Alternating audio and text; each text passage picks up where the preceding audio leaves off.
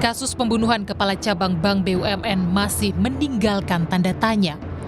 Mengapa satu nyawa harus direnggut dengan melibatkan 15 orang, termasuk seorang anggota TNI berpangkat Kopral 2? Apakah ini sekedar pembunuhan atau ada sebuah luka yang menyimpan dendam? Fakta yang menambah luka sekaligus menimbulkan tanda tanya besar. Apa peran anggota berseragam militer dalam kasus ini? Sebelumnya, polisi mengungkap 15 orang yang ditetapkan sebagai tersangka memiliki peran berlapis. Ada yang merencanakan, ada yang menganiaya hingga tewas, dan ada pula yang membantu menutup jejak. Apa sebenarnya motif dibalik eksekusi kejam ini? Polisi bilang minta waktu untuk pendalaman pemeriksaan. Dalam waktu dekat itu akan dirilis oleh penyidik. Saat ini penyidik terus melakukan pendalaman. Penyidikan itu dilaksanakan secara hati-hati, secara cermat. Ada SOP-nya, ada aturannya, harus proporsional, harus profesional. Di sisi lain juga transparan dan akuntabel. Ilham Pradipta ditemukan tewas secara mengenaskan pada 21 Agustus 2025 di Kampung Karangsambung, Kabupaten Bekasi, Jawa Barat. Jenazahnya ditemukan dengan tanda-tanda kekerasan yang mengindikasikan kematiannya bukan karena kecelakaan, melainkan pembunuhan. Saat diselidiki, korban terlihat diculik oleh sejumlah pria di parkiran pusat perbelanjaan di Ciracas, Jakarta Timur, sebelum ditemukan tewas terbunuh. Korban adalah kepala cabang Bank BUMN.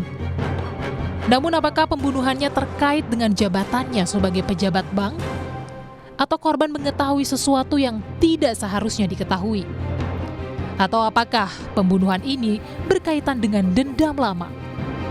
Istri korban masih bertanya-tanya terkait motif pelaku yang tega membunuh suaminya. Ketika pelaku udah ketemu, dihukum setimpal, berat-beratnya, cepat diusut sampai tuntas sih, cepat nangkep pelaku, terus ketahuan motifnya apa, otaknya apa, karena kan selama ini kita masih bertanya-tanya, kok kenapa bisa suami saya yang kata orangnya baik, kok bisa diperlakukan tidak baik. Satu nyawa yang menyeret 15 orang dianggap bukan kasus pembunuhan biasa. Dari 15 tersangka, penyidik membagi dalam 4 klaster. Klaster pertama adalah aktor intelektual. Polisi menetapkan 4 tersangka dalam klaster ini. Dwi Hartono, YJ, AA, dan C alias Ken. Klaster 2 berperan membuntuti korban, termasuk mengintai aktivitas di dunia digital. 2 tersangka dalam klaster ini ialah RS dan seorang anggota TNI aktif, yakni Kopda FH. Peran Kopda FH mencari orang untuk melakukan upaya penjemputan paksa. Dan disinilah klaster ketiga muncul, yaitu klaster penculikan yang melibatkan AT, RS, RAH, dan EW. Setelah diculik, eksekutor dan pelaku yang berperan menghilangkan jejak jadi klaster terakhir, di mana M, T, U, Z, N ditetapkan jadi tersangka.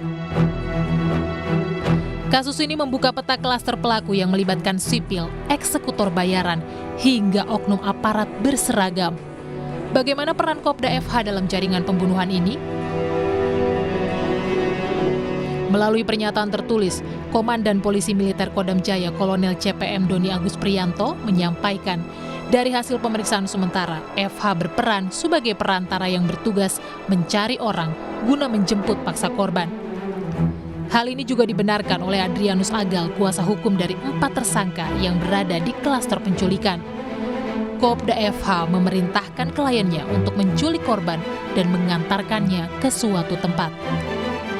Antara Eras dengan Oknum F ini, mereka sudah kenal kurang lebih berapa bulan lah sebelumnya. Pekerjaan ini kan si Oknum F ini kan bilang, Eras, ini ada kerjaan, kalian itu hanya menjemput saja dan kamu menyerahkan dia ke suatu tempat. Mereka tidak tahu si korban ini kerjanya apa.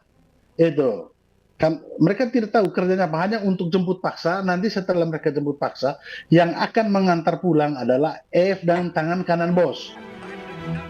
Lantas, apakah seragam militer dari tersangka Kopda FH dimanfaatkan untuk memastikan jalannya eksekusi sesuai pesanan para aktor intelektual? Ini apakah ada peran fungsional gitu ya? Peran fungsional itu karena kita yang sama-sama tahu, yang sudah diberitakan bahwa oknum ini sebagai perantara di antara otak dan eksekutor. Justru di titik inilah ada peran strategis seorang anggota yang dinilai sangat-sangat krusial dan sangat membahayakan. Kenapa sampai terjadi sedemikian rupa? Karena di situ berarti ada jaringan. Karena seorang oknum itu pasti memiliki jaringan, memiliki kedisiplinan dan reputasi yang bisa dipakai untuk meyakinkan dan mengintimidasi orang lain. Nah, itu yang pertama, peran fungsional. Yang kedua, peran simbolik. Yang kita tahu TNI itu bukan sekedar institusi, tapi simbol kekuasaan negara. Ketika mereka ada yang terlibat, berarti ada kemungkinan masyarakat akan menilai bahwa seragam bisa dibeli, bahwa otoritas bisa disewa. Hal ini akan sangat-sangat merugikan institusi tersebut. Keterlibatan anggota TNI dalam kasus pembunuhan kepala cabang Bank BUMN malah menambah lapisan dramatis adanya keterlibatan oknum aparat TNI. Bahkan semakin menambah tanda tanya. Motif belum terungkap membuat publik terjebak dalam teka-teki. Sementara bayang-bayang keterlibatan oknum aparat membuat kasus ini semakin sensitif. Akankah kebenaran bisa diungkap atau justru tenggelam di balik permainan kuasa? Namun mantan Kabareskrim periode 2009-2011 Ito Sumardi bilang bahwa butuh kehati-hatian bagi penyidik untuk mengungkap motif. Kita cross-check itu yang akan bisa menentukan peran yang bersangkutan. Kan sekarang ini yang dilakukan adalah mekanisme penanganan yang dilakukan oleh dua instansi. Yang satu adalah instansi kepolisian, yaitu Polda Metro Jaya yang sudah mengambil alih dari Polres Jakarta Timur, dan selain itu adalah Pomdam ya. Karena kasusnya ini adalah koneksitas, memang ada sedikit kesulitan kalau memang dilakukan oleh institusi, tapi tentunya dengan koordinasi maupun kesepakatan atau komitmen untuk mengungkap kasus ini. Saya kira ini akan ada komunikasi antara Pomdam Jaya dengan Polda Metro Jaya.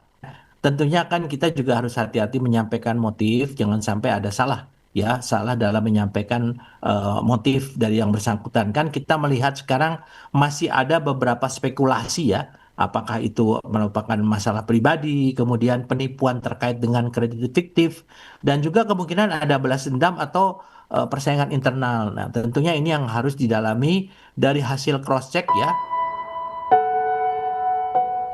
15 orang untuk satu nyawa. Pembunuhan kepala cabang Bank BUMN bukan hanya soal hilangnya satu nyawa, melainkan cermin betapa terorganisirnya kejahatan ketika uang dan kepentingan menjadi taruhannya. Kini publik menunggu seberapa tegas negara menghukum para pelaku, termasuk oknum aparat berseragam, agar tragedi ini tidak lagi terjadi. Tim Liputan, Kompas TV.